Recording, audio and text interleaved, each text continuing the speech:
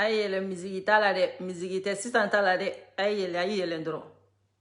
Ambe guerre de la musique si santa la de. Aïe l'endro, ante musique kola tuguni. L'air est très grave, l'air est grave, l'air est très grave. Voilà, wakati ka kalan quoi. Ni malen de no sigile no ko kele bana. Ambe ni video kalamani fene kambe teme. Kele ma bane, kele ba a malen de kele ma bane. Mena ko iraw la bi. Ni mi wulile no ki jo. Ni mi ama damine folo ni mi dale no wuli ki sigi. Ni mi wulile no ki sigi wuli ki jo. Ni mi jole no wuli ka tagama. Ni mi be tagama la boli. Ante maliko te kulenga ko eblene. Ha, nye mi sebe titiri la. Ngo John dogole me Isa Kaojimu kofe. Isa Kaojimu, ini mogo munu be nyogona. Billahi itaundo. Ima foko ibi jagele ya mugu bi nye kono. Isa Kaojimu. Iba onye la je bamoko ka ding. An ye bamoko ka done ka wolo bamoko an ma dugu flake kwe. Isa Kaojimu an ma dugu flake kwe. Aish. An te doni mine kan tuya an ma dugu flake. An wolo la bamako ka mo bamako.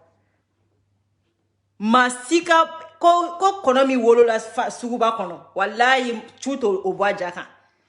Ibe se ka inya wakati ko mina wele be se ka inya wakati. Wa ibe mo munu ta ho o ta onye de. Ka marma ibe mo munu ta onye. Nebe mi fo Mali politicien oni Isa Kaojimu nunu nyana. Oni ude munu be nyogona faka blow kuna. Musa ye Moribo Keita mine. On olu tikeli. Ya famu 91 Umar Marko nunu nana mana da demseni munu nyala ka tu di fakalima. Fanga inofe. Adi Alpha Umaru Konare nunu. Politicien 1991 mogo nunu. Ulu ye an koro munu mine ka tu di fakalima. Ulu ni on tikili. On be djien kalama, on ba nyere kalama. On ba tafana na fando. On te tugu ma siko kele la nguluna. Donc, aye connecté. Te musique G, qu'est-ce que ça? Musique G, kota la c'est ça. L'air est très grave. Naoma yele mogo mi dogole me Isa Kaojimu ko fe ntafo. Ni mama, ni auma mogo ni 1000 personnes ma yele. Tenga sekere fo. Isa Kaojimu, ika dossier de bien. Ika dossier de bien. Nebina ko yira aula bi. Kaba kodo. Aye vidéo partagé. Mogo mi dogole me Isa Kaojimu kofe. Mogo mi dogole ba kofe. Colonel mu dogole me Isa Kaojimu kofe. E ala. Ni ya tigi toko foyi ani hani be wuli. Wa iba soro sa kono boli bubela o besigile na. Depuis publication bi. Kono boli bubela. Isa Kaojimu. Ne o de fe sa get se ka on baka sa. Wala Isa Kaojimu se ka on baka. Ebe ka yine mi ko. Ngi na France kunuli. Isa Kaojimu depuis l'an 2000 on be France. Depuis l'an 2000. Aline snongo bagato mbedo France iru kono. Snongo bagato. Ebe se ka no baka. Ebe na France doro na ko kele. Ebe se ka no baka. Ay Isa Kaojimu. Ko bashi e bore fara. Ebe se ka no baka. Ebe yire mi Congo eni France oni America oni be kelela Mali be kelekela nyebe amara bachili la be bo ne manda bolo nu kanta mogo neti ndadu dala amane ka video ke kusumara parce que nyore fo ni konyana maute ni maye jamana imena chinte kuma parce que on be keleke konyana mori la onya disida ibe ka disida la on tan disida nu mogo na su disila so amara bachili sa de ka bo ke bina baga video manu maya ebe klenga sugali mu commentaire ke Kaojimu be bo ka sugali buruja nyana ikle kele ama delika mouvement ke sugali Kaojimu contrôle la aw kle kele ama delika bo ka Kaojimu bla mise en garde la na ma fara ka bo sugali la ebi ti jo boulevard de sans fait ebe ti jo jamade la kebe kuma ko video mane na on bete kele jamana ko ina wa jamana de on jamana de be bo bi ta fo me bo kan ta fo me mo mi be kuma no be sente konna la aw fugari nunu aw de sara ka mu foyi aw mu fo Isa Kaojimu yana aw emsani munu be bo ko aw be kele ke video manu fe français no ani Europe ya no aw te maloya ni ne jene bla Mali kono aw be stati mu ngono Mali kono na le no ko activiste de kelekelaw de ni ne bla Mali kono wallahi Isa Ka Ojum ta ne takada aba ne takada ba sa ne nyon chakata police la kaneke chei ne kamele ngore ka Isa Ka Ojum ki ne takada Mali dugukolo kono wala teke abenge chouve mba ke chui ay kelekelaw ya ko eta ka jora eta bise ka mukeni ko nuna komi meni duguma na fora o yoni hambe wuli komi be Isa Ka Ojum ko la na fora o yoni hambe wuli na be fere eta de ki jora Isa Ka Ojum ko la baba o nyefi na o bolo ko Isa Ka Ojum ko emi o te ko au de la ka e ko bama na o me kuma do fo ko ni e ndugu jole ko kalaba kono ni Isa Ka Ojum ye ka kafa ka yada ka boka kuma do fo Isa Ka Ojum ba do mo munu ba ko fe Isa Ka Ojum ba do mo mi ba ko fe fo ka Isa Ka Ojum musa atese ka mo shokeli attaquer ka sigi jamana chikumala ka sigi jamana be bolola 4e vice président Isa Ka Ojum te o mana mo fene ko ma même fo quand même Isa Ka Ojum ye sente konona 4e vice président o ka sigi mo min ka on da chini kuma fasugula Isa Ka Ojum be jamana jog sira de jamana jog so de konona la Isa Ka Ojum te opposant yo aw ni ala na la kracha malien do aw kungolo ka barake sa aw kungolo ka barake doni sa ne ya fo aw ye ngo français fola kan ni boy jaka de pala kan de da ne ma mo ye jinyo ko na kibene jene complexe parce que ne matige mbaka wolola ne matige mbaka wolola akona tiga ubo ko wolola jamais de la vie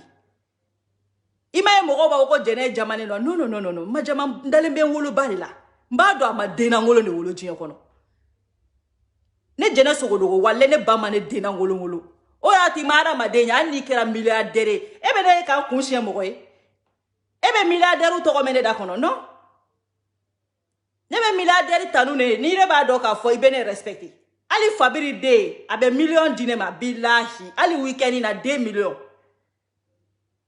ko nga so ni fon sara 2 millions nga ci den tara mina bulu mais jamais de la vie en bas discuter de Aish, itene complexe ou. Na folo tene bon jaka. Parce que ne kera ala ine ke fantan de mu ben dambe don ben boro don ben taoro do. Warti ki tene complexe. Ni tene boya do basta. Ne bi sadiri an wololo de kono ap me fon ye de ko fantan de ko buru to kafetigi boli kashi kongola. An biti na an wololo de chela. Ola warti ki tene sadine ne nyete mogola ni tene boya do ne tseki ne ti do ere ki mogo yi kwa.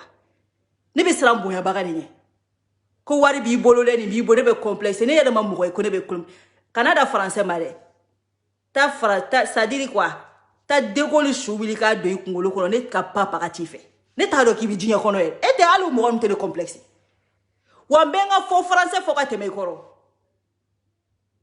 ne te nata ilaw donc aw kana nata jakuya anglais fola nununi jakuya français fola na ay daw baw ko wolo la dura ya fo ko mbay de nyana mawulu no kala doro mo ci complexe aish no kala doro ala made ti boy jaka donc Isa Ka Ojum nunu flene ubi na doro kubnu ka baga o monte kubna mo ko ta ho non on te ta ho kwe aish Isa Ka Ojum on te ta ho aw yaw siga ko réfléchir Isa Ka Ojum n'est pas un viromane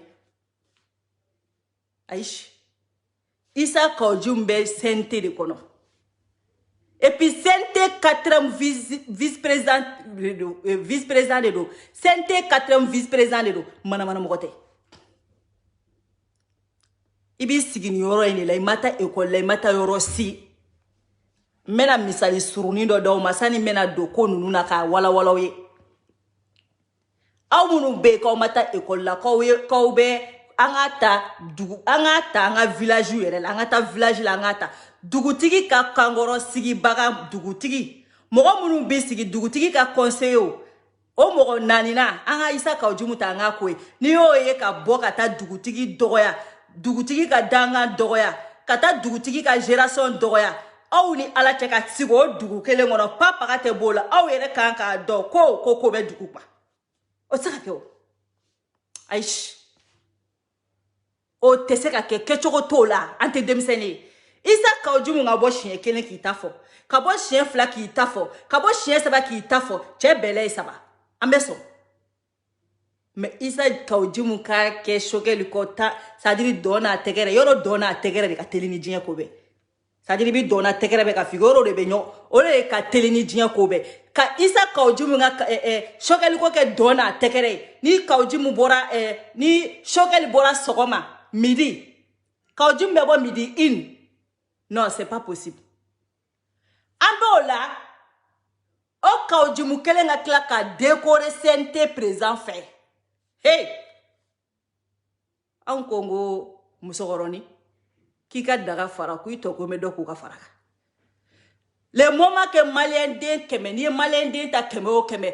Ka foko isa ka ojumu nga kobe chogo di bilahi malende keme o keme bi konontoni konoto ba fie ku ta fe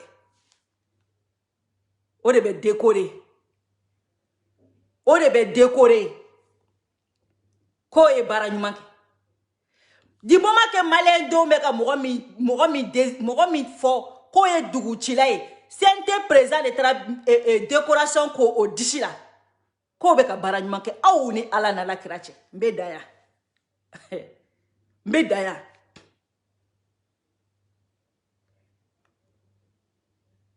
C'est-à-dire, Mali be bonogola ma be geleade. Mali be bonogola be geleade. Ça va être très très difficile. Ça va être très très difficile. Parce qu'Adam Adou, c'est pas la peine. Tu peux plus faire confiance à personne. C'est-à-dire, ni dana te kokola, ni jelea te kokola. C'est-à-dire, femme be no ni nogolea do alati.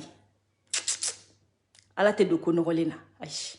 Alaka bon. C'est-à-dire, alaka boko nogolema. Yo la te mai galontige la ala tafe. Kala banchi ala tafe. C'est-à-dire, femme fe nogole alate ni alate kokola do barkate. Ni alate ko na ne jenet alaw. Ola mo ni finine jogo do ila ne te kife. Aïe.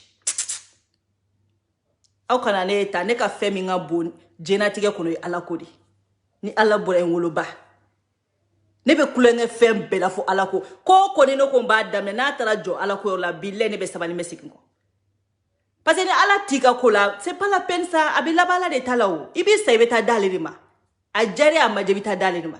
Donc ala te fait munu fait ala made kala do asra fait kala bantia ni galontiga nunu ni yurugu nunu fe ni ba kon suka ala te ni sitane de bolo be nyogon bolo sitane ka kufu ite laba anga nje ya nyogon anga taka boya ni tise ka kesa isa ka ujumu bese ka jamana buruja to di je dongodo premier ministre be buruja mere be taka do dishika deuxième personnalité ni asimi bora e mogo mi beda asimika mogo min beda asimika o le be buruja o tigla mogo le be taka décorer aw ni ala che hakilima y réfléchir sa bumbe ne bi dayan folo ka jumun nana franci oh amena kuma do kala ko men day mentile ka jumuni munu kume yala la franciano a doye balaira contacter bi oh balaira ya autorisation nyina fe yalma na be se ka a kumaka ni fenge amena je be kame oh kumaka munu bora kono amena mbaje au balla me au ba famia ka jumbe mo munu nga barala voilà angana do ayala me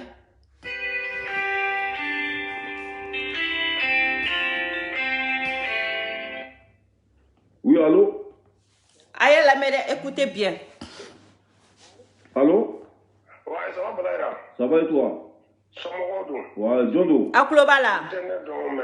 Comme une femme, je suis béni quand on a un de D'accord. Tu m'as fait quand mon frère sur et où est ben le cerveau. Voilà, parce que Adam a dit, un bébé coffee, discussion même banque. Ça veut dire, un bébé n'a pas fait, un coffee n'a pas fait, on a quel est de ne bɛ muso ni denw tɛ ka taa tunga la dɔrɔn o fana ye kɛlɛ dɔ de ye faso ye quoi mais n'i dalen cogo o cogo an t'a fɛ ka video kɛ yɛrɛ o t'an ka baara ye mais n'i dalen cogo o cogo vraiment n'i ɲɛ bɛ jamana fana citɔ la hali n'o kɛra i fila ni ɲɔgɔn de ye ka na birifini d'a kan quoi. A y'a lamɛn dɛ, écoutez bien. mais n'an bɛ ka kuma fana fɔ a bɛ ka fɔ mɔgɔ min ye o fana ka mɔgɔw jate k'a fɔ ninnu fana bɛ k'an bilasira a bɛɛ tɛ se ka kɛ kuma lankolon fɔ la ye quoi. Ouais, ça c'est vrai.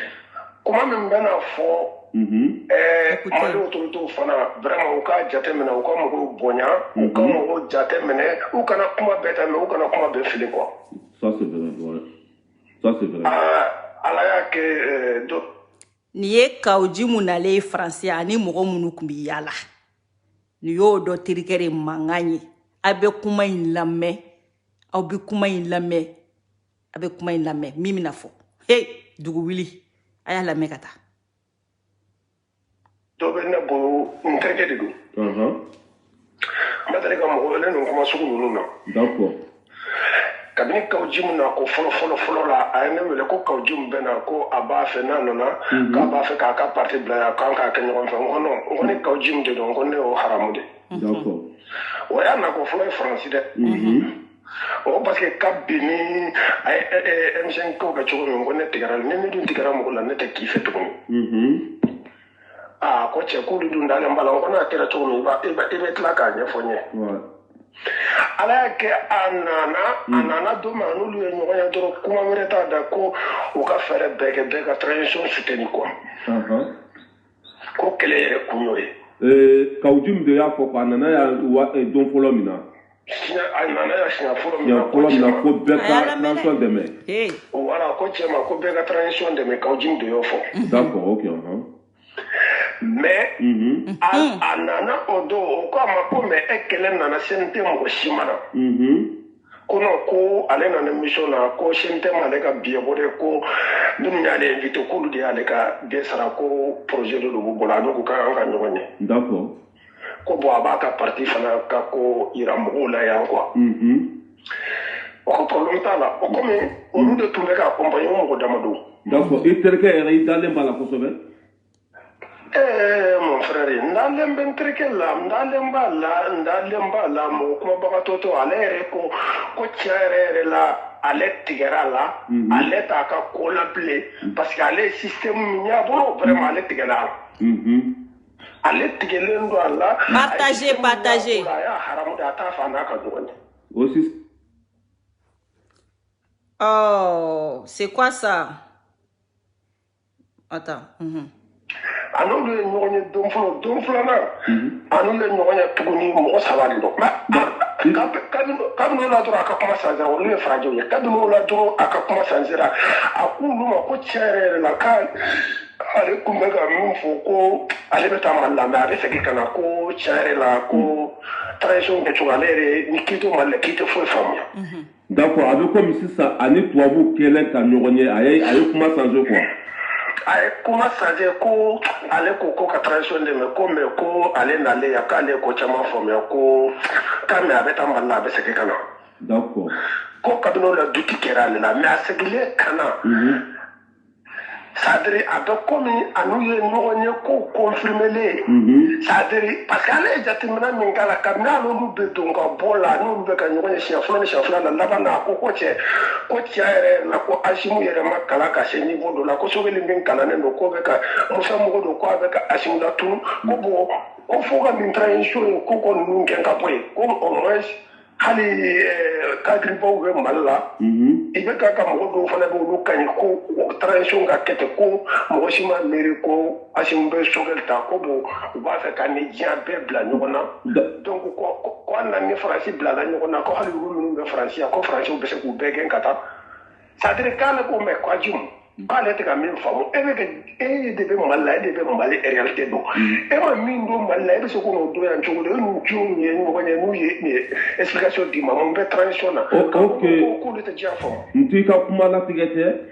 Ouais. E terikɛ min ye nin kuma fɔ e ye ani kawju min tun bɛ ɲɔgɔn fɛ mobili de kɔnɔ wa walima a bɛ kawju min ka tɔn de la walima nin ko yɛrɛ nana cogo jumɛn e terikɛ ye nin fɔ ye e sera ka taa la cogo jumɛn. maa f'i ye wa ko mɔgɔ min don kabini kawju mana o ye information di ko kawju bɛ na ko a b'a fɛ n'a nana a bɛ n'a ka parti bila k'a ni mɔgɔw bɛ ɲɔgɔn ɲɛ. mais e terikɛ b'a ka parti de la quoi. tun b'a fɛ ka don a ka parti la a tun b'a fɛ k'a ka parti kɛ mais kabini nin kɛra ale tigɛra la parce que a bɛ komi olu de tun y'a ko ɲɛmɔgɔ ye i b'a dɔn ɲɛmɔgɔ tɛ mɔgɔ kelen ye mɔgɔ fila tɛ mais mɔgɔ minnu bɛ se ka mɔgɔ mobiliser quoi. d'accord voilà kabini o la dɔrɔn ale yɛrɛ kɔni ale y'a kɛcogo jateminɛ dɔrɔn ale tigɛra la ale ma sɔn ka a ka parti ko n'a ka fɛn ko ale ma sɔn k'a sɔrɔ tugun parce que a b'a dɔn tiɲɛ yɛrɛ la ale bɛ cogo min na dusukun min b'a kɔrɔ a ko yɛrɛ c'est pas la peine quoi. Cela veut dire que i terikɛ donna ni côté kelen de côté ça veut dire que sen kelen bɛ yan fɛ sen kelen bɛ yan fɛ quoi. sen kelen yɛrɛ ma dɔn i t'a dɔn ni mɔgɔ bɛ ka kuma mali la n'a ko a bɛ na i bɛ taa sigi k'a lamɛn.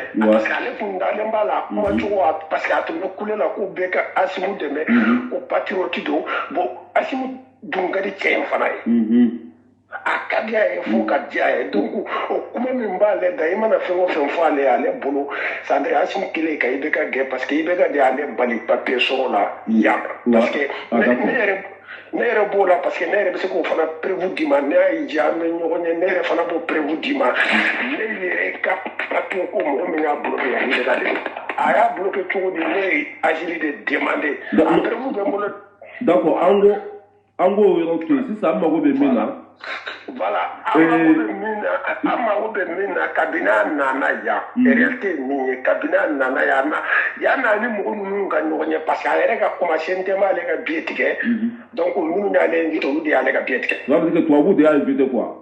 a ko minnu y'a invité mais a tɛ k'a ka invité baga fo mais ani minnu bɛ ka ɲɔgɔn ye olu ɲɛ b'olu la. d'accord ani minnu bɛ ka ɲɔgɔn invité o ye tubabuw de ye.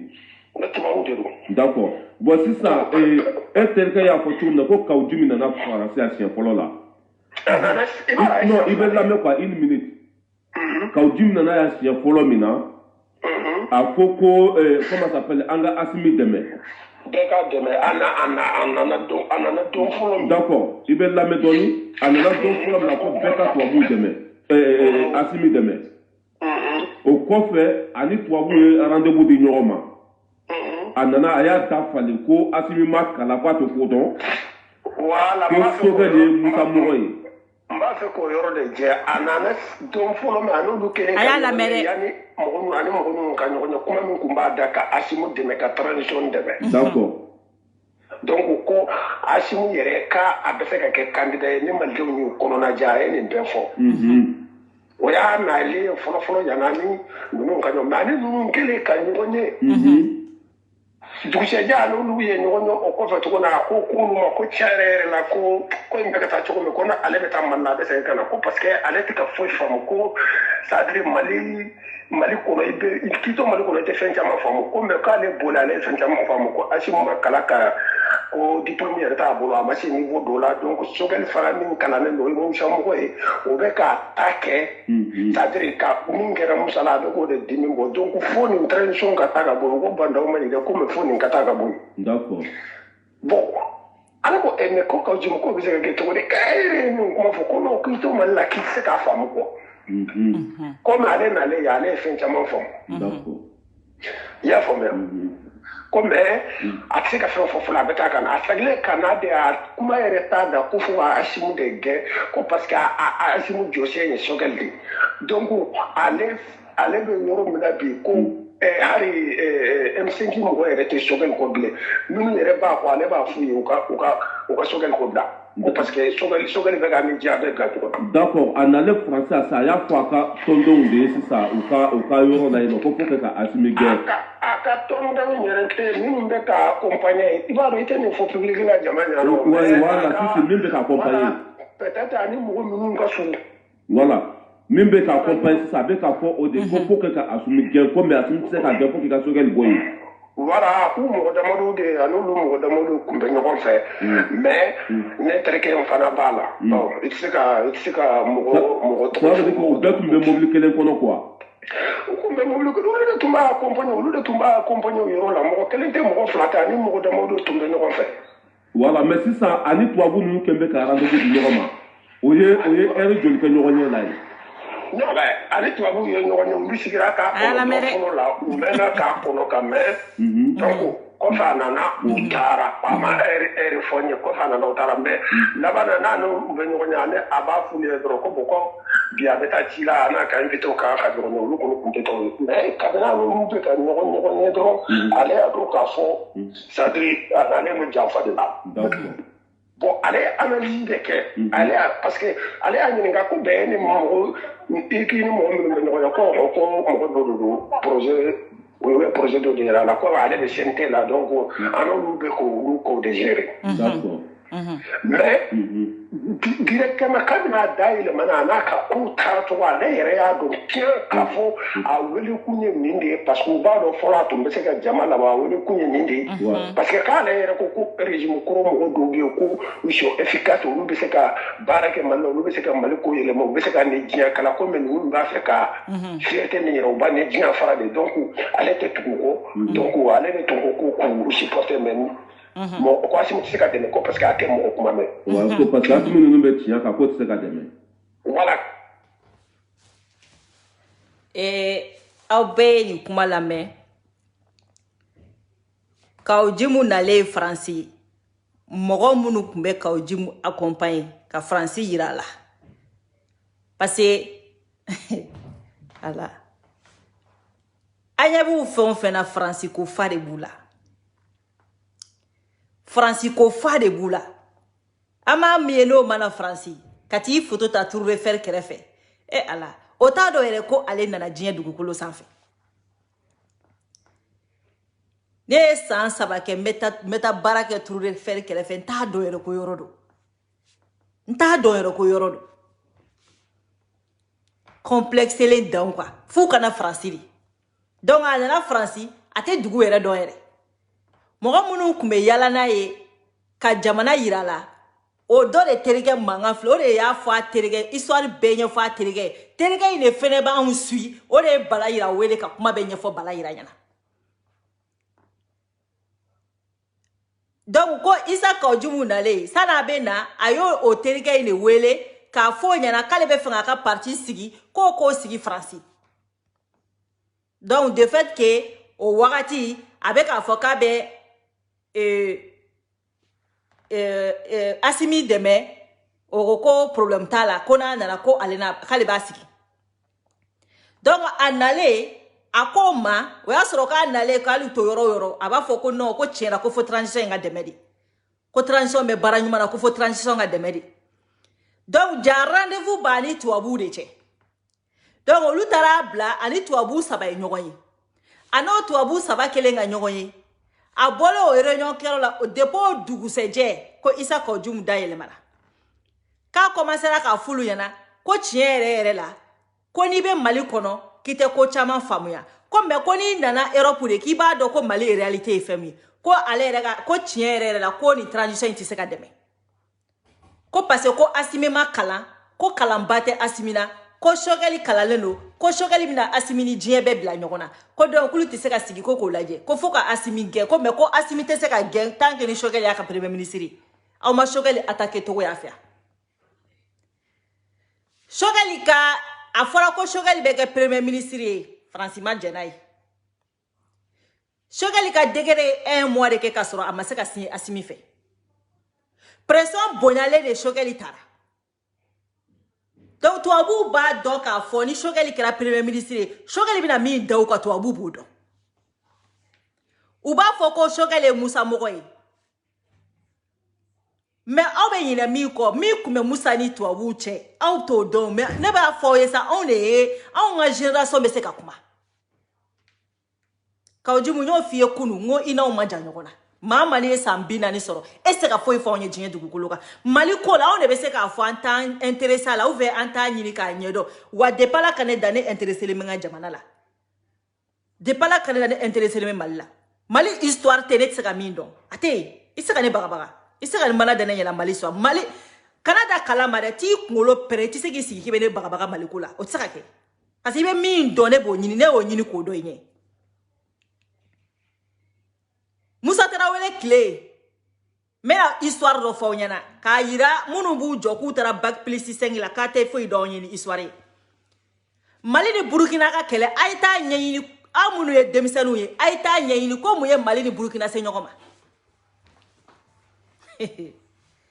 ayta nyeyini ko mu ye Mali ni Burkina se nyokoma ngo Mali ni Burkina sera nyokoma dugukolo ko le no fe parce que depuis Mali ka indépendance dirama tuabu kume fin ka nori ne mine Mali la ore atu ya fo mo Germany nunu kulu ka fo ko kulu te malien ko fo lu ka yoro ka duma parce que ubado mo ni nunu fuwaru de barakela ute diku unulu be je ka nori klay ba fo ko e Sudan diviser chokomina donc nori fangele chenchen be duluma ni Mali ta ka laje ni nord quartier ta Mali ere ni Mali kla fly mais c'est ka fo ni Mali ta keme 80%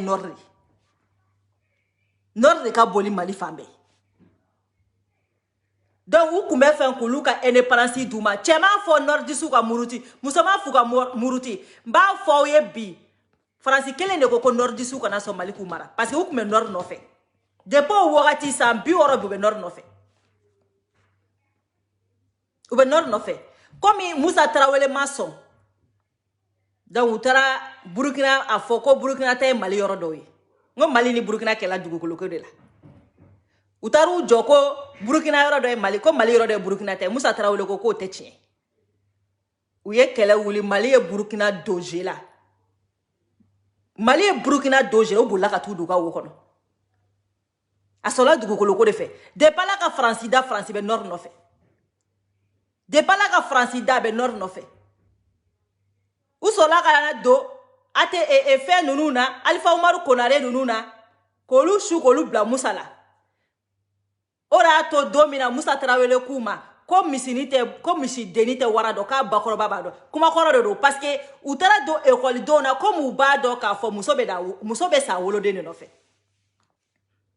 ni on demisanu kunte on école don kunte fo ko usobe se musala utara do école dona kolu kona suru Moussa kama olu ka tu yere di sayama olu wolo ba ko bu no fe domina école don mais sa politicien kele kunte wo kunte iri kono abeku dogole no abeku ye jamana bla abeku ye jamana bla uba do tigi ni muso faga ni muso den faga muso be sa wolo de no fe ora to muso bora kata kulu be sa Musa kulu bi sa u don be sa orma kulu bi sa ore Musa ka fanga bi o France kele no politicien kele nunu ne alamine kata Chad préfère fait rebelle folo munu bi former nga be former Chad di kata Chad Idrissi Déby kele fe no kata demiseni munu be anyebe Chad la Chad nyogona pays criminalité Chad flene mo be de munu wolo malaka fili pouponnière de nunu munu flene Chad flene au centre belebele de be Chad demiseni de wolo ka fili l'enfant de la rue nunu Chad bu récupérer de kataka olu fene ka kande militaire de be non temi kande militaire fla de be Chad bulu mi meta légalement ani ube demiseni enfant de la rue munuta kulu former ni mogo bula ibe taga ini Idrissi Déby bebe aka abu ferima ibina kana ika jamana tenisa ika sugu kono aita sugu ba kono abita Mali teni bone sore Mali teni shite ni no fona bora galon munu be do mo ni fin ika finina mais fini ere tisi aita sugu ba kono abita tisi bone soro afere yoro la eno ubore sanko kala ko do Chadien nunu kana ulubina kana ka jamana bedo nyogona ka foki ka soro si fakali ke ka soro France ni Chad de beni barake mokola anta kalama o mande ke Centrafrique ya uyene ke Centrafrique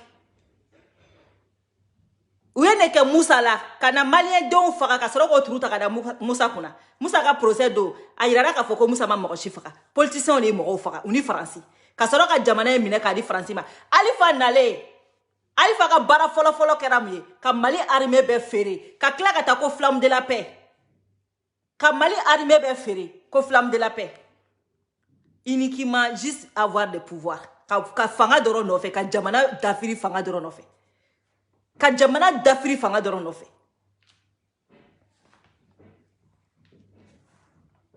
aba joko armée te Mali bolo Moussa kile fo kisa donc ni choqué li kala mais nyeni histoire info entre parenthèses ka yira munu bi sigi ko ba fo ko bon doje la ko aba do ka be ko do on kungolo kono même fo ya on kungolo tarikudi on kungolo tarikudi fe be complot fe be se ka ke jin kono on be se ka ansiga mba fo donc o ti se ka fo ko ba o sigi ko ja ku ya français fo ko bon doje la o ti se ka ke o te se ka ke o ti se ka ke donc na ko shogele Musa Mogoye alhamdulillah rabbil alamin an yere be Musa Mogo de kunyinina an be Musa Mogo de kunyinina donc aw be kuma mangame donc ka jimune ko fo ka shogele le gain ko sino ko asimite se ka gain tangi ni shogele be asimi kuna tant que shogele be baraka asimi bolo ko asimi geni manoko ore ato depuis isa ka jimuna na adayele mara mogo wɛrɛ tɛna fɔ dɛ ale yɛrɛ bɛna fɔ a ye Isa ka o jimu lamɛn a y'a lamɛn a yɛrɛ bɛna min fɔ a y'a lamɛn ne ka kumakan tɛ dɛ a yɛrɛ bɛna min fɔ a y'a lamɛn. Parce que le problème des Maliens, ce n'est pas ce que dit Choguel, ce que dit Jim. Sur le plan, c'est parce que le premier, moi je parle en tant que président de parti politique. Et dans cette lutte-là, il n'est pas plus légitime que moi. Donc, pour nous, c'est la solution du Mali et des Maliens. Et pour ça, il faut être dans une dynamique. Ah la mère, elle aime la mifo. Oh là là. Elle appelle Jossa. On ferait bien que Choguel gagne. Et de mettre un gouvernement d'union nationale et essayer de reprendre l'âne avec la communauté internationale pour que nous puissions vraiment gérer cette transition avec dextérité sous le leadership de l'impérateur Patriot. Voilà notre proposition. Elle est simple. Nous avons dit que nous avons la détractation qui les engagements avec la communauté internationale pour le coup, ça va les calmer. Avec les coopérations, avec un peu de service à du Cameroun. Et là, ben, c'est un retour, là, ben, quand on dit, c'est deux de donc, vous voyez plus trop de voilà. Journaliste ke ba nyininga ko Isa ka jumu ko mo munu bi contrôle la ku bi ka fo ko ki bolo be to abubulu aw be ya yele kame ko John tegete to abubulu ko John tegete to abubulu aw be ya me ko John tegete to abubulu donc kuma munu be ka fo galon kuma te ka dala de aish galon te ka dala de ayere dafle ka fo ne ko John tegete to abubulu ayere dabara mashima fo Isa ka jumere be ka fo ko John tegete to abubulu donc kuma munu be ka fo ama galon kuma otere ayere dafle ka confirmer journaliste ke a nyininga ko Isa ka jum ko mo munu ni bi ko mo munu bi contrôle la ku bi ka to ka fo ki bolo de be to abubulu ayere koko na le a bolo bo to abubulu ka be ta jondo ka be ta do jombulu ayeta ka ni video laje abe mo mi nga page sanfɛ ko jawe jabi wa madam muni a cheni me arasa no fe no yora ale ko na ale bi shige français o ale te mana ko la ale bi shige français ante kuma e kan ayeta ka page ka bo ka page sanfɛ ayere dabe ka fo ko na ale i bolo bo to abubolo ka be ta jojombolo aw ni ala na la krache ni le kan ga décorer ni kan ka décorer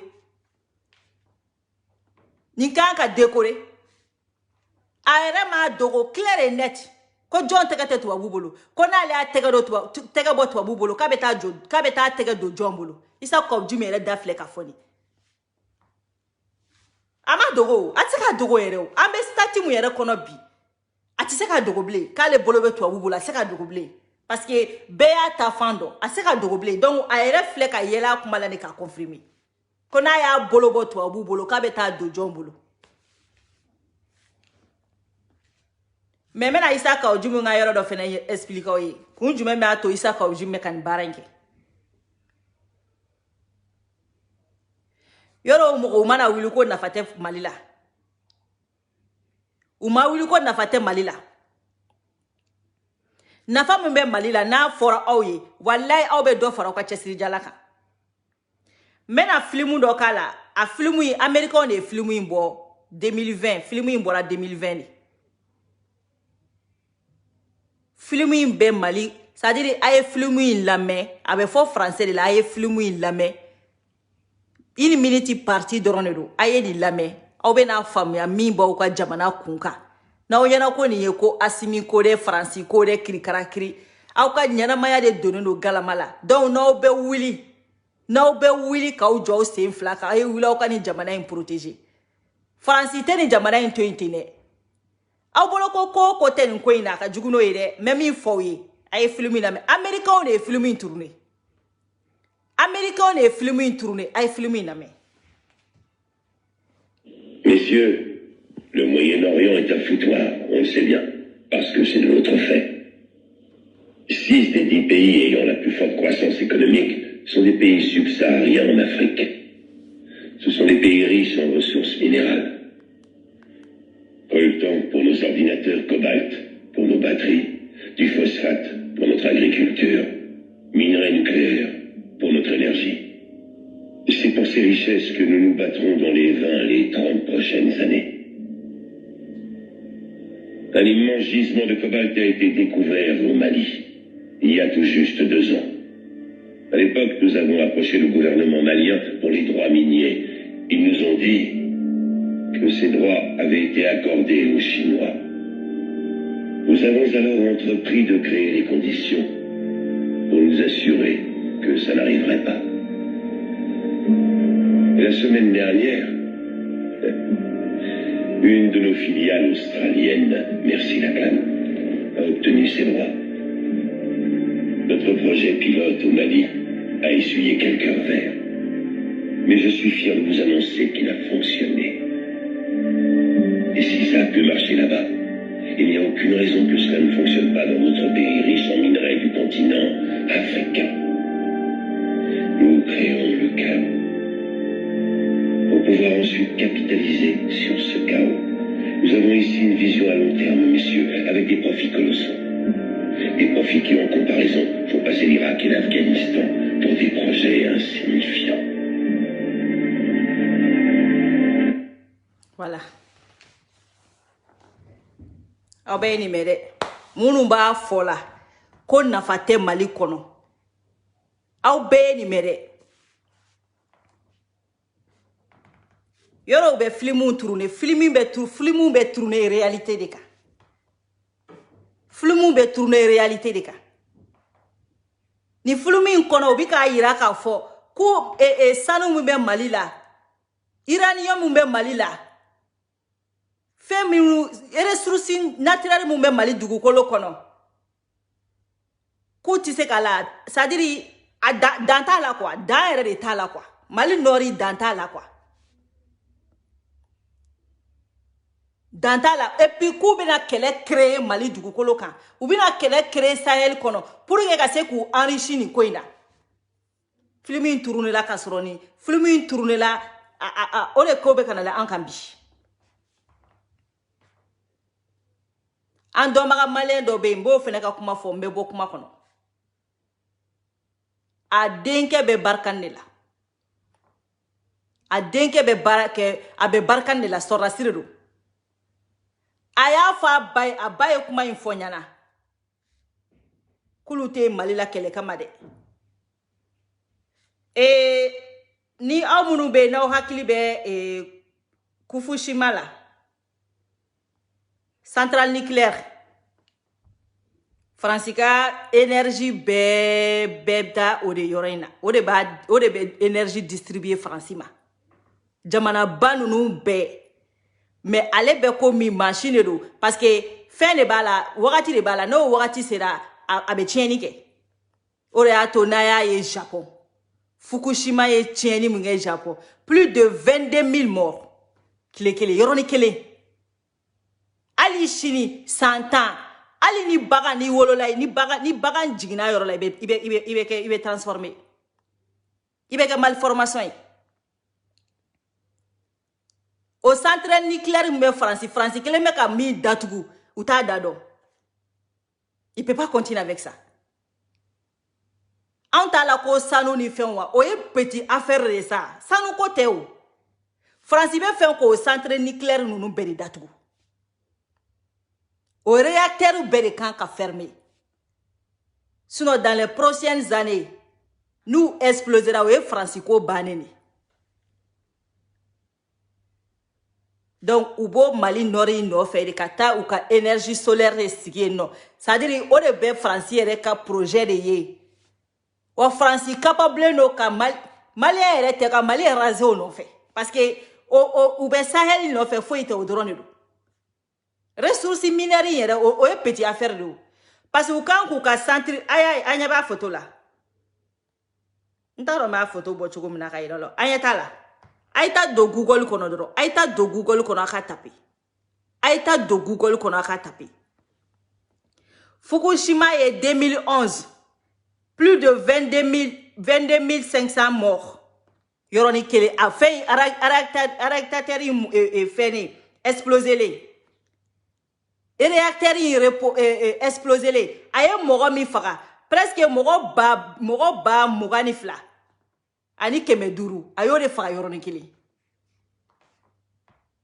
wa 100 ans 2021 100 ans mate saka sigi 100 ans mate saka sigi o joli be français du Google ka ay ta droit ka taper Google kono centre nucléaire me français kono et réacteur me français kono ay ta droit ka taper Google ka aba be yirawla Franciscan kan ne datugu sinon na explosera dongo do ku keleme ka wemi ne de la reportage la ja keleme ka mi datugu plus de 7 den wolo vla o keleme ko de datugu ala datugu le me tienike ala te ka marcha be tienike France be kanine nyenyi la bi débarrasser ka bonna chukumina donc be fenga nord de ta notage ou bien faire un ordre de en otage. Na ba ujoko na fate auna. Na ba ujoko na fate malla. Fa de ba onye kono. Fe mi me mali kono. Ate Franci bolo. Orato jifu do de la rafo. Ko ni Afrique ya don domina ko ale de warai. Ko Francier misi. Ntaromba foto ko mina jakumai. Ko Afrique mana kunun domina qu'Afrique mina do ko na fa balo do jifu do de be kanifo o jifu kele ne ba fo ko africain de yere africain fleni ko africain ga wari te yelema ko kele ka bolo kono yelema ko kele kata ka bolo kono kulu jifu ka wari be yelema ko tane ku bolo kono ko ni wari kala yelema ko tay kulu ka wari be yelema ko kono to tane ku bolo parce que olu be dumuni sa jifu de fe ou be fini sa jifu de fe ou be ta jifu de ka pharmacie na jifu médecin de boulu voir ulu be nyana ma fe on fait que jifu de bake mais kona on fera fin fleni na yo wari soro anga wari te yelema amera bolo kono parce que africain me fait on fait règle on to fait on met anga wari di mo wéré de ma ko on n'est pas intelligent ola ne fleni mo kala ni tene impressionno parce que ne yige ne ika kala ma fe nyane ika kala ma fe nya ya amanya ni donc ne ti complexe koro e kalane maseka nogoso gla e kalane e tise foila kuma ba fu débat fu jakuya politologue fu ya ni mana kan fola ndala ka ba unja bugo ne te complexe koro ne be complexe koro di moment ke ne nye bala ika kalane na fado nya ika kalane munya ye foi tise ka foinya ne kalambali tise ka fe munya e re kalane tise konya donc on est même pareil sauf en Italie si ga français du mani fola ne tise ka papa ka gla ne ma kalante se ka gla ere mu kalete se ka foigla e te se ka drome yele ma ka ke flay a part ka siga jamana na folo chuen kata jamana na folo chuen to go don ka jamana fere to go nya ini ko don abana sne abse ka mugla mali politicien abse ka muke foi don nu ya fo ye ko mali ko na fate malai wula ka teme ka taw mogola ay wula ka taw mogola France be mali no fe wa France pelale no atu ora ya nya fo ye nga kuma damne la ngono wuli no ko ustiga ay boli no bolo ko me mana kele la ama foi kele mbe femu no fe na ya documentaire ou laje ka o intéressé la obina do ka fo ko ja ka intéressé ko jamana la aka ngo intéressé ko jamana la parce que on fera fin flene on be ko on ça dit on be balo le jour to abu dume sa mouran ko reviser ama filmi konna ama fo ku be fe ama filmi konna la me ubika fo ko sa bisaba ko fuga Afrique ta en otage plus de 20-30 ans ama aba kuma me donc san bisaba n'u ye Afrique tɔnɔ bɛ bɔ k'a ban kuma o bɛ sɔrɔ ka taa o b'a sɔrɔ mɔgɔ foyi t'a la o bɛ sɔrɔ ka taa donc ka bɔ kuma kɔnɔ ni min ye Isaka Odjum bɛ baara min na ni dɔwɛrɛ tɛ dɛ n bɛna fɔ o ye clair et net il faut vous préparer mentalement physiquement psychologiquement Isaka Odjum bɛ ka fɛn o fɛn fɔ Faransi de b'a ci a ka fɔ parce que ni Assimi ma sɔn Faransi ta ma ka Mali to Faransi bolo komi IBK y'a to a bolo cogo min na komi ATT y'a to a bolo cogo min na komi Alpha y'a to a bolo cogo min na parce que ninnu bɛɛ de ma sugu kelen Mali politicien ninnu bɛɛ de Mali da ka kantigɛ donc an bɛ Faransi ko kɛlɛ min na ko Faransi ka bɔ Faransi bɛna fɛn min kan na o bɛ juguya ni diɲɛlatigɛ ko bɛɛ en tout cas n'an ka sɔrɔ fɛn fɛn kɔni sirilen bɛ Faransi la an k'a bila an kunna o sɔrɔ tiɲɛna mais o tɛ ya e bɛ se ka mɔgɔ bali k'a ka avenir dilan cogo di ko b'e ka avenir dilan cɛ an ka tiɲɛ fɔ ɲɔgɔn ɲɛna koyi an ka tiɲɛ fɔ ɲɔgɔn ɲɛna n'an ko an t'an ka nord di Faransi ma Faransi k'a sago n'a dungɔ kɛ Faransi k'a ka sanuw bɔ k'a ka uranium bɔ k'a ka base militaire sigi k'a ka énergie solaire sigi non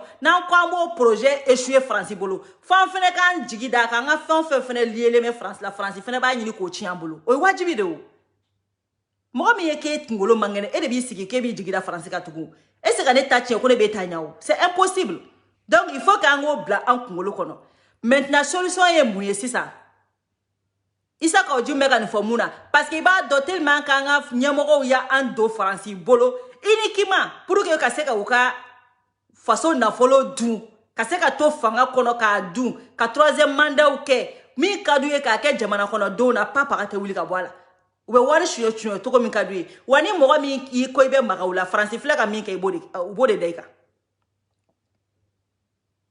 Faransi ka mɔgɔ ninnu u bɛ faso nafolo dun aw ɲɛna k'aw bɛ fɛn fɛn fɔ Faransi ko Faransi t'a kalama de hali ni y'a fɔ makɔrɔ ye ko lahara kɛra ta ye hali ala n'ala kira cɛ n'i ko makɔrɔ ma ko diɲɛ tɛ dɛ a y'a fɔ makɔrɔ ye ko lahara ta i ka Faransɛw ka 1000 € da 1000 € min t'a ka sara ye a da ko makɔrɔ ka ta billahi a tɛ sɔn a la 1000 €200 e k'a da tabali sanfɛ k'a fɔ makɔrɔ nin t'i sara ye dɛ a ta Faransi wari do a ta billahi a t'a ta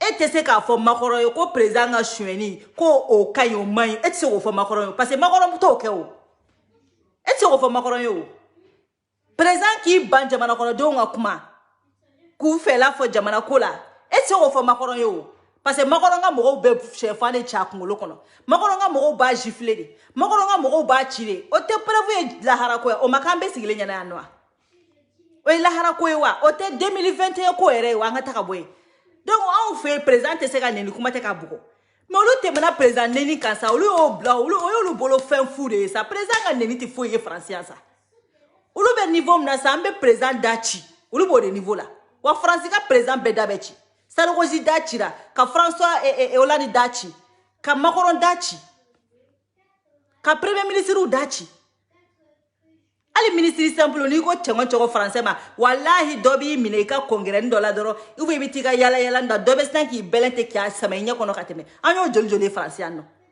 donc olu tɛmɛna président dɔgɔyali ninnu kan o Touré bɛ mɔgɔ minɛ ni fɛn minnu na olu tɛmɛna ni niveau kan sa mɔgɔ tɛ minɛ olu fɛ i bɛ président bugɔ de i bɛ sɔrɔ ka minɛ parce que bolo tɛ da mɔgɔ kan yan hali ni président ko tɛ bolo tɛ da mɔgɔ kan donc anw bɛ kɔfɛ kojugu quoi vous voyez donc aw tɛ se ka foyi fɔ Faransi ye leçon foyi di Faransi ma Afrique problème na ko Faransi tɛ min dɔn parce que non seulement de 1 Faransi tɛmɛna nin sira fɛ de 2 Faransi bɛ nin bɛɛ kalama puisque Faransi yɛrɛ tɛ se ka kɛ donc e tɛ se ka taa fɔ Faransi k'i ka président bɛ nin k'i la Faransi bɛ nin bɛɛ kalama o de y'a to président minnu bɛ nin kan na o président yɛrɛ b'a dɔn k'aw ka sariya y'a kɔn mais mun na u b'a kɛ de k'u jigi da Faransi kan parce que olu bɛ jamana de feere Faransi ma donc olu n'u muso n'u denw n'u u ka kabilaw b'u ja jamana nafolo la ni cɛ o cɛ ne ko k'o tɛ bɛn ma n'i y'olu tigiw bɛ yen sa k'i bɛna jamana jɔ Faransi bɛ sɔrɔ ka tasuma kami ta k'a da i tɛgɛ kɔnɔ komi an filɛ niveau mun na nin ne bɛ min fɔ aw ye aw kana fɔ k'aw b'aw sigi ko Faransi k'aw ka souffrance ta k'a lajɛ Faransi ka pa paga t'aw ka souffrance la président ɲana tiɲɛna o bɛɛ bɛ aw de ma ye président ka jamana ferulu ma do drone bulu intéressé ay baranyman ko yo to ba kungo yo bulu na ma baranyman ko to ba kungo yo bulu ma aw kana magala doro parce avec ale ka affaire ke na o magala la fene atana o chaba ni France liche ambo daga de kono donc abo kumala ka o jimu me ka min fo abeke awo abeke de parce que akse ka France ke le kama sigi fene de abeke de donc na kera Malien do ou de kaujo a responsabilité koro. Mais now kila ka sra sanction ye ka foko sanction mumina dam malika now sra do sanction ye ka kila ka wuli ka révolter contre Assimi ou veut ka révolter contre Choguel ko Choguel le am bidinge kono parce que Malien den fene dabe nyenye bo be mugubo donc ni gelea nana doro bebe nyina dine ko ni gelea nana doro ni mane be klabela. Donc na wulilo la saka me manganchi we soro ka tolu cheka boamuna ko awo ko jamana kono do révolter lu kama donc na ngambe France te geni dabara ire ango fene fo nyogonyana aw ko jona conséquences be et puis Mali dirigeant ay on fene la medoni mo te dugutigi dembo ko kisi go dugu kono de o tsaka kede ko dugutigi dembo ni sigite be o tsaka kede wa mogoti dafa mugu jala na nyimi jiti da kono de aish na ya décider ko be France kele ay partenaire nyana mo nyine ayo bolo do irisu bolo à 100% aka double G d'Ablani France non ay mi ke France lani so be sega ko abe jamana inta obadi France ma mais ka France kele ka klaka to double G la ni France ça marche pas. Na ya décidé de kaube France kele en réalité quand te malito France bolo aka France malika sakona dongwe no de ya ko hakilina ko de ba nganela au bo continuer de aka bolo do irisu bolo aka bolo do Chine bolo aka bolo do Turquie bolo aka bolo do Iran nunu bolo jama ani e korodi nord nunu jamana munu be ni France ulu prele no ka France bombarder à tout moment ayo bolo do lu bolo lu ko protéger ulu fena ka kaw jigi jamana u be fo ko ulu fena sa ulu tise ko ulu affronter a jamana Afrique jamana te kibise ki jo Chine Afrique jamana te kibise ki jo irisunya ate ni France ko kanga fente teme Sénégal ni Vladimir Poutine Macky Sall wele na ma teme abaro ko fa mu fo ka sa bateme mo tese ka ke fo fena ko aka WG dabla ka o clé fo ako clé donc aw malien munun be no ka o jume ka fe munun fo ante se France la de ubina ni sanction siganga ne ante sa koro de kalo kele aw be wuli ka kule damine rikonala ni gelea nana chogo ayaw jode aw kana bo Assimi ko fede ayaw jo nous nana ni gelea ya ayojo ni mi mese ka dobika villa hey jenatige ye mi sebi ibo de kekui mi seti ye ni tari koka ibito ajikono do ni gelea be jamana kono ni gerbe jamana kono an bere be fara nyon kan ka do wanga kula ni ala nana ni here domina amanga vikorolo irepara na mo mentalité ta depuis ça ni France commencera kala ni pression yanka ubise ka yoro munu fermer ko lu fermer na wulila ka do irikono la ka kuma uchaya ka critique uchaya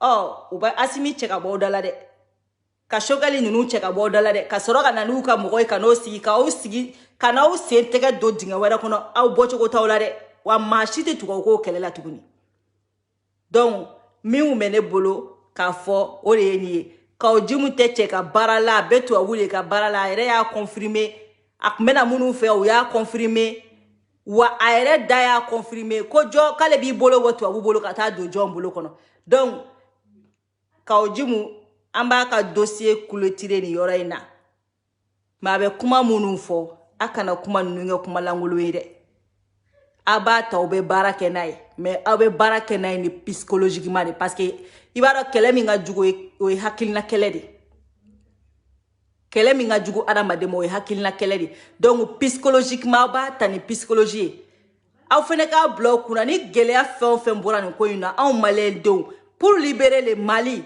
aw fene prele no ka gelea affronter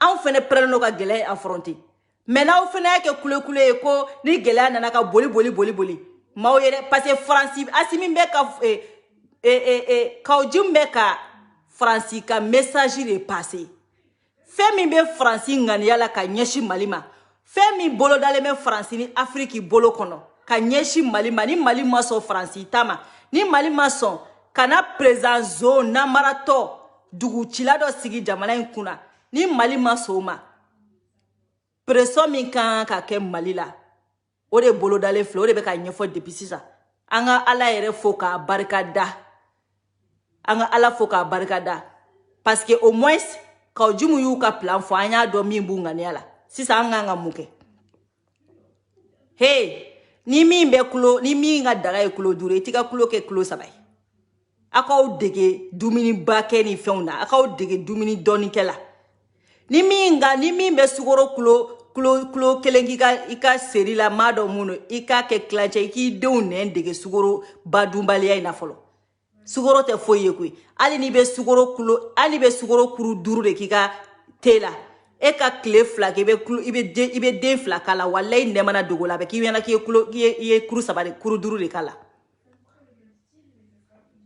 ni me tulu baki ka fena ya dimini aka économique c'est-à-dire malin te se kele la aka économique aka train de vie aka diminuer ka ansi anga ko inaje ni be mimbe ko ba kele ka ko ba ka dabla aya o préparer psychologiquement ko préparer financièrement aka dobo jako ngo ba ke ola ni mi mese ka latemeni safne ayita safne di ni mi mete ka latemeni vaccine ya ito di na bise ka ko gérer choko mununa jeliba welo mana ko ata se mokoda kelele be jamana kono de aka ko berebe au yereba kuma ka ko utaka to laje président fenena ka mo au fene ka bolo do jamana nyana mo bolo kono anga France ko into eno do ni ne kumene bolo ka fo beka ceinture serré